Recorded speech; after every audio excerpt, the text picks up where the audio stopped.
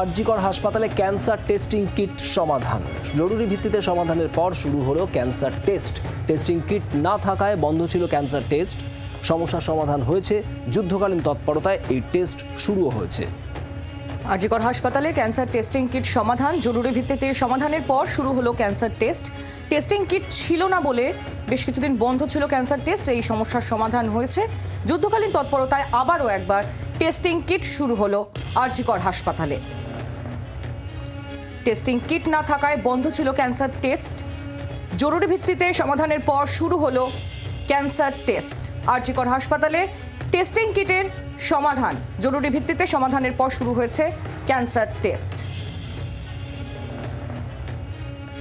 যুদ্ধকালীন তৎপরতায় এই টেস্ট শুরু হয়েছে। যেহেতু বন্ধ ছিল, তার ফলে বেশ কিছু নমুনা জমে যাওয়ার আশঙ্কা এবং তার ফলে যুদ্ধকালীন তৎপরতায় কাজ শুরু করেছে আরজিকর হাসপাতাল। আরজিকর হাসপাতালে ক্যান্সার টেস্টিং কিট সমাধান। জরুরি ভিত্তিতে সমাধানের পর শুরু হলো ক্যান্সার টেস্ট। টেস্টিং কিট না থাকায় বন্ধ ছিল ক্যান্সার টেস্ট। এই সমস্যার সমাধান হয়ে গিয়েছে, যুদ্ধকালীন তৎপরতায় শুরু টেস্ট।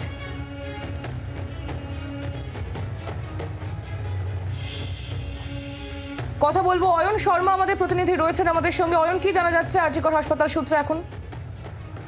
তোমাকে বলে রাখি আহিলি, ইতিমধ্যেই গত শনিবার আমরা প্রথম এই খবর সম্প্রচার করি।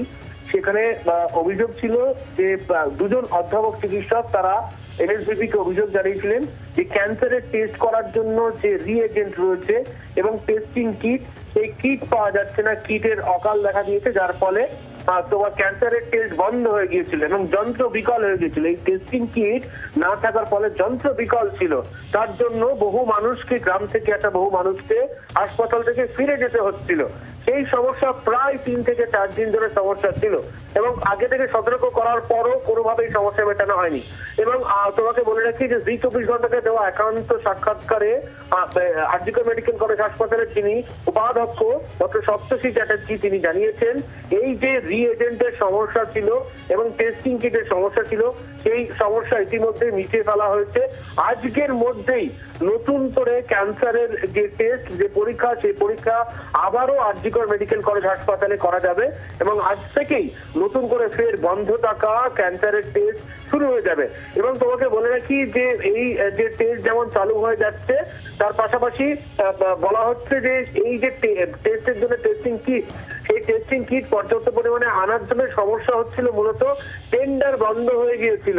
এই টেন্ডার ইতিমধ্যে ওপেন করা হয়েছে এবং সংস্থার তরফ থেকে অতি দ্রুত গতকাল রাতেই টেস্টিং কিট এসে পৌঁছেছে হাসপাতালে এবং আজ থেকেই এই টেস্টিং কিট দিয়ে নতুন করে টেস্টিং পরীক্ষা, একেবারে ক্যান্সারের নির্ণায়ক যে পরীক্ষা, সেই পরীক্ষা শুরু হয়ে যাবে এবং তারপরেই বলা যায় যে পরিস্থিতি স্বাভাবিক বলে অনেকটাই, এমনটাই জানালেন আরজিকর মেডিকেল কলেজ হাসপাতালের উপাধ্যক্ষ ডক্টর সপ্তর্ষি চ্যাটার্জি।